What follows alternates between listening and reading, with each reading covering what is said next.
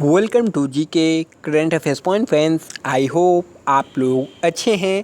तो आज मैं नेवी एमआर एसएसआर के लिए नेक्स्ट जीके का सेट लेके आ चुका हूं। इसके पहले मैंने 28 या 29 सेट्स करा चुका हूं। यदि आप लोगों ने वो पूरे सेट्स को नहीं देखा हो तो ज़रूर देख ले। वो सेट्स जो है यानी टेस्ट आपके एग्ज़ाम्स के लिए इतने इम्पोर्टेंट है कि वहाँ से डायरेक्ट क्वेश्चंस आपके एग्ज़ाम्स में आने वाले हैं। आपको एग्ज़ाम्स के बाद खुद पता चल जाएगा कि ये सेट्स कितना इम्पोर्टेंट था। यहाँ से कम अच्छे क्वेश्चंस फंसने वाले हैं आपके एग्ज़ाम्स में। और यदि आप चैनल पे पहली बार आए हैं तो चैनल को सब्सक्राइब कर बेल आइकॉन प्रेस कर दीजिएगा, जिससे आप डेली वीडियोस का नोटिफिकेशन टाइम पर आपको मिल सके। तो चलिए आज का यह टेस्ट स्टार्ट करते हैं, टाइम को वेस्ट ना करते हुए। और मार्क्स अपना लास्ट में कमेंट बॉक्स में ज़रूर बताते जाएं। पहला क्वेश्चन देखते हैं आज का क्या है। 26 जून 1945 ईस्वी को संयुक्त राष्ट्र का प्रारूप 50 देशों द्वारा तैयार किया गया था। स्थान का नाम है जिस स्थान पे वह तैयार हुआ था, जो प्रारूप तैयार हुआ था। पहला ऑप्शन है न्यूयॉर्क, दूसरा ऑप्शन है लंदन, तीसरा सैन फ्रांसिस्को अमेरिका या पेरिस। वह कौन सा स्थान था जहां पर 50 देशों द्वारा तैयार किया गया? स्थान का नाम क्या है जहां प्रारूप तैयार हुआ था, संयुक्त राष्ट्र का प्रारूप? तो जो इसका सही जवाब है वो क्या है? वो सैन फ्रांसिस्को अमेरिका में तैयार किया गया था। नेक्स्ट है अंतर्राष्ट्रीय वित्तीय निधि का मुख्यालय कहाँ है? इंटरनेशनल निधि मॉनेटरी फंड का मुख्यालय कहाँ पर स्थित है? तो आपका option number A Paris, B Vienna, Washington DC या जेनेवा। तो आईएमएफ इंटरनेशनल मिलिट्री फंड का आपसे मुख्यालय पूछा जा रहा है, तो वो बेसिकली कहाँ पर स्थित है? तो वो वाशिंगटन डीसी यानी ऑप्शन सी हो जाएगा। वाशिंगटन डीसी में अंतर्राष्ट्रीय सीमा का मुख्यालय स्थित है। नेक्स्ट है संयुक्त राष्ट्र संघ के महासचिव कौन है? संयुक्त राष्ट्र संघ का महासचिव कोफी अन्नान, बान की मून, उयात या शशि थरूर। तो इसका जो अभी महासचिव है वो कौन है? तो उनका नाम क्या है? अभी जो इसके महासचिव है उनका नाम है बेसिकली बान की मून, जो कि संयुक्त राष्ट्र संघ के महासचिव हैं। चलिए नेक्स्ट क्वेश्चन की तरफ चलते हैं। नेक्स्ट क्वेश्चन क्या है? WHO का पूरा नाम, WHO का पूरा नाम क्या है? World health organization, world hunter organization, world home organization, world Himalaya organization. तो अभी तो आपको यह नाम पता चल ही गया होगा। कोविड के चलते जिसको नहीं भी पता था उनको यह नाम पता चल गया है। इतने न्यूज़ में दिखाया जाता है तो आप लोगों को इसका नाम पता चल ही गया होगा। तो इसका जो फुल फॉर्म है वो वर्ल्ड हेल्थ ऑर्गेनाइजेशन है, जो इसका पहला ऑप्शन हो जाएगा।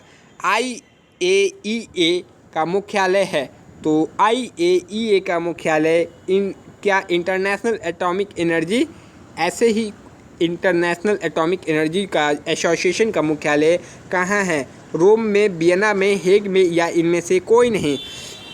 तो जो इसका सही जवाब है वो क्या हो जाएगा? तो उसका जो मुख्यालय है वो बेसिकली कहाँ स्थित है?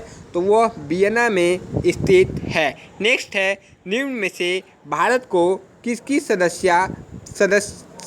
सदस्यता प्राप्त नहीं है? तो आसियान की, सार्क की, नाम की या G15 की। यानी कि इसमें वह भारत अभी तक सदस्य में शामिल नहीं है। तो वो कौन सी है? एशियन है, सार्क है, नाम है या G15 है? तो इसका जो सही जवाब होगा जो एशियन है, एशियन में अभी तक भारत को सदस्यता प्राप्त नहीं हुई है। चलिए नेक्स्ट क्वेश्चन की तरफ चलते हैं। नेक्स्ट क्या है? अब जो क्वेश्चंस आएंगे देखिए वो अब भूगोल से क्वेश्चन आने वाले हैं, तो अब आपका क्वेश्चन कुछ ज़्यादा सही जाने वाला है, आई थिंक सो। निम्न में से किस ग्रह के अधिक उपग्रह हैं? मतलब किस ग्रह के सबसे अधिक उपग्रह है? पहला ऑप्शन है मंगल, दूसरा ऑप्शन है नेपच्यून, बुध या शुक्र। कौन सा ग्रह है? जिसका सबसे अधिक उपग्रह है। तो इसका सही जवाब क्या होगा? मंगल जो ग्रह है उसका सबसे अधिक उपग्रह है। नेक्स्ट क्वेश्चन, पृथ्वी के दोनों ओर कौन से ग्रह है? पृथ्वी के दोनों ओर कौन से ग्रह है? मंगल और बृहस्पति, शुक्र और शनि, बुध और शुक्र या मंगल और शुक्र। तो पृथ्वी के दोनों ओर कौन से ग्रह स्थित है? तो बेसिकली इसका सही जवाब क्या होना चाहिए? तो जो इस क्वेश्चन का सही जवाब है वह मंगल और शुक्र जो है पृथ्वी के दोनों ओर स्थित ग्रह है।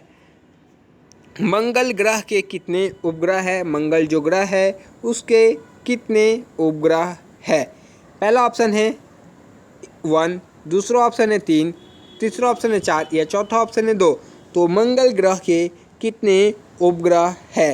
तो मंगल जो ग्रह है उसके कितने उपग्रह है? तो उसके टोटल 2 उपग्रह है।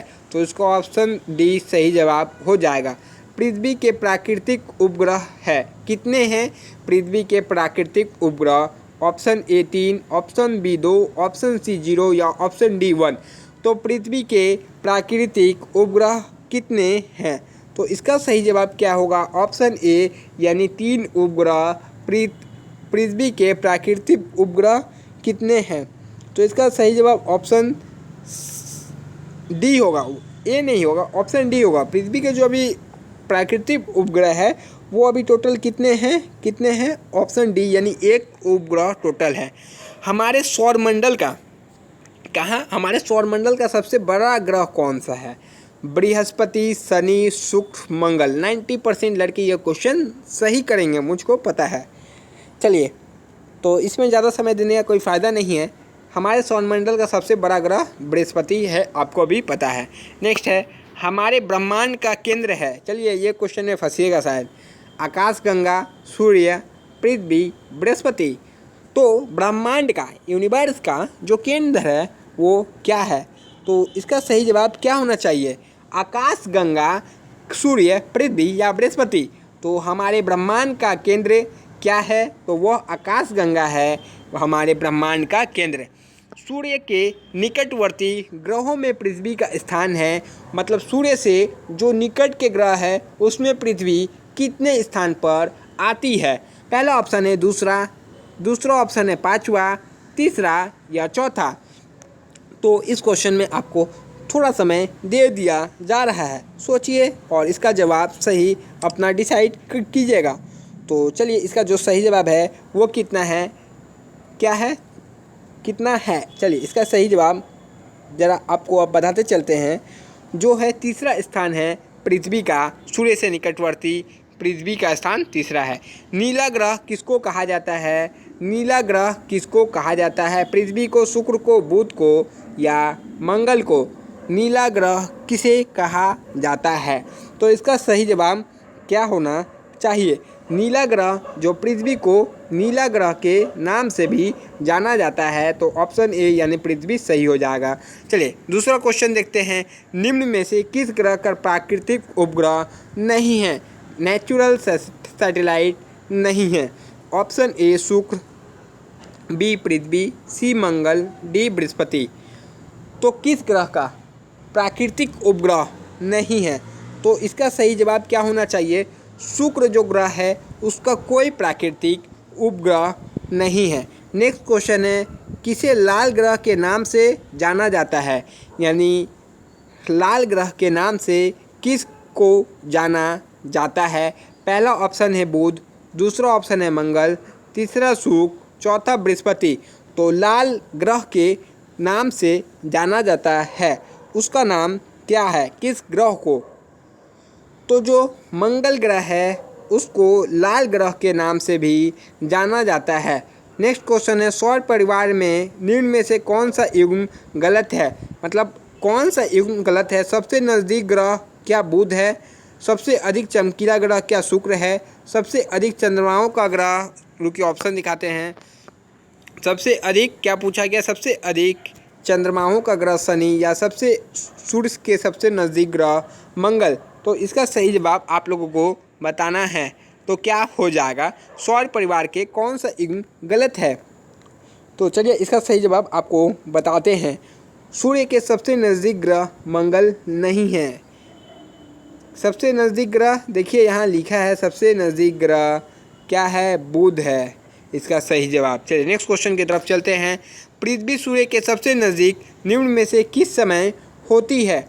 सूर्य के सबसे नज़दीक 22 मार्च, 21 जून, 4 जनवरी या 4 जुलाई। तो इसका सही जवाब क्या होना चाहिए?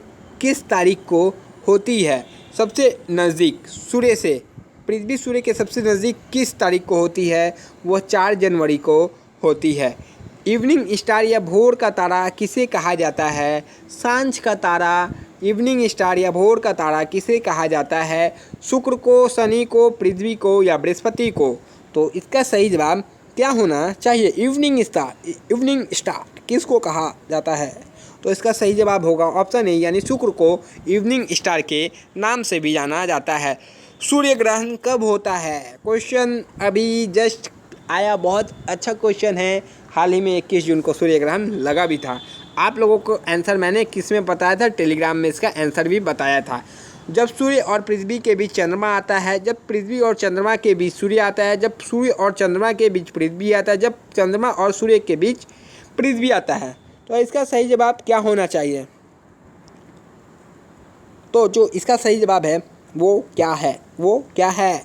जब सूर्य और पृथ्वी के बीच चंद्रमा आ जाता है उस समय क्या होता है? उसी समय सूर्य ग्रहण होता है, यानी इसका ऑप्शन ए सही हो जाएगा। नेक्स्ट है छायापथ। गैलेक्सी क्या है? गैलेक्सी है क्या?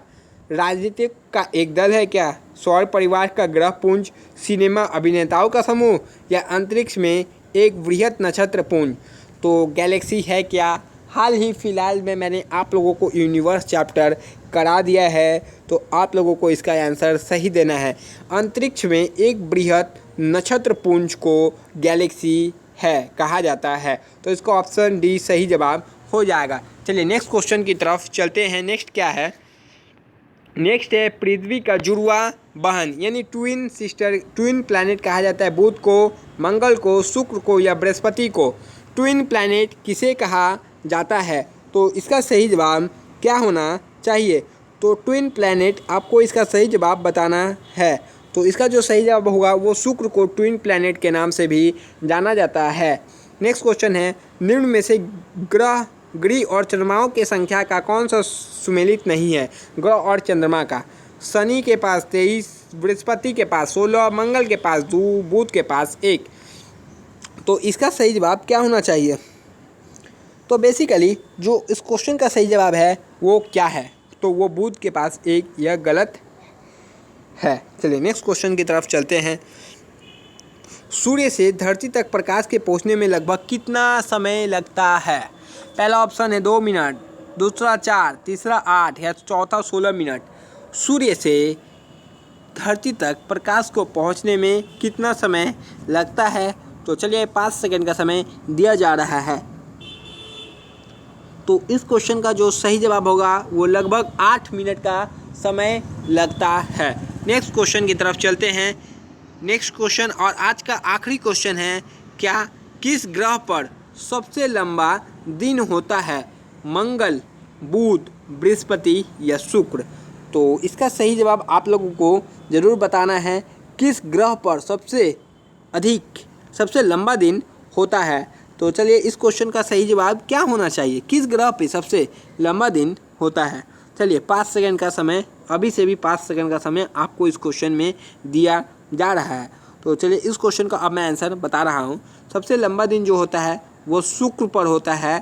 किस ग्रह का? तो वो शुक्र ग्रह का सबसे लंबा दिन होता है। तो आज का ये टेस्ट भी आप लोगों का समाप्त हो चुका है। तो आपको क्या करना है, रोज़ की तरह कमेंट बॉक्स में मार्क्स अपना बताना है कि आपको कितना मिला। चैनल पे पहली बार आए हैं तो चैनल को सब्सक्राइब कर बेल आइकॉन प्रेस कर लीजिएगा एंड जो पीछे का टेस्ट छूटा हुआ है उसको ज़रूर दीजिएगा एंड पीछे के सारे टेस्ट को रिवीजन कर लीजिएगा, क्योंकि आपके एग्ज़ाम्स में जो क्वेश्चन पूछा जाएगा ये टेस्ट से जो क्वेश्चन है, बहुत सारे क्वेश्चन ये टेस्ट में से ही आपके एग्ज़ाम्स में आने वाले हैं। इसलिए रिवीजन सबसे अच्छा तरीका है आपको क्वेश्चन याद रखने का। तब तक के लिए जय हिंद फ्रेंड्स। नेक्स्ट वीडियो में आपसे मिलते हैं। मार्क्स कमेंट करना ना भूलें। जय हिंद।